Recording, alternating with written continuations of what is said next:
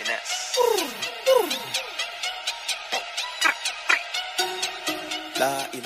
Kum wa rahmatullahi wa barakatu.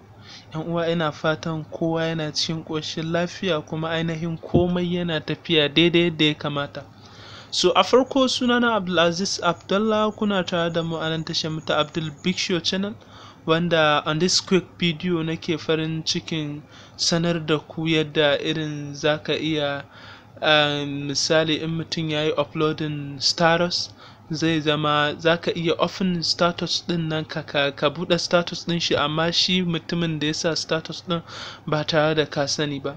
So na san wannan abu ne wanda some people irin haka zaka ga kana so ka bude status, amma kuma maybe mutumin ko kana jin kunyan shi ko kuma irin gane dai irin dai na san akwai stages da mutane zaka ga ba sa son to irin wannan. So it's very easy. Sannan kun san kamar yadda na gaya muku, mu tashar mu is almost everything. Da abin da muka gani irin za a dan sami nishadi ko kuma zai zama useful ga al'ummar mu, za mu kawo muku shi ba tare da irin bata lokaci ba. So ina fatan in wannan shine zuwanka na farko wannan tashar namu, zaka danna subscribe, ku danna ƙararrawa a ƙasan wannan bidiyon. Za ku ga subscribe button a jikin jan button din nan, sai kuma ƙararrawa a gefe. Amfanin danna wannan, za ku rinka sanin daidai lokacin da muka sa sabon bidiyo shikenan. So a yau topic ɗinmu ne, za mu tafi, as you can see nan kuna gani na a cikin WhatsApp ne.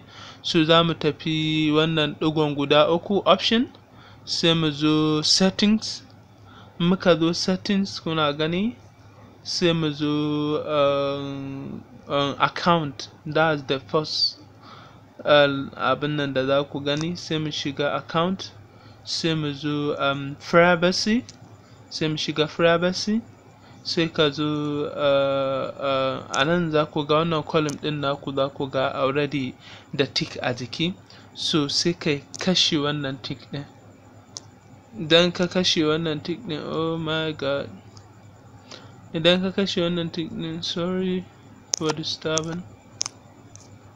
Idan ka kashe wannan tick din, sai ka cire shi kamar da kuke gani. Kun gani before babu shi a jiki, so amma kuna shiga naku za ka ga already akwai wannan, so sai ka kashe shi. That's it, as easy as running a check.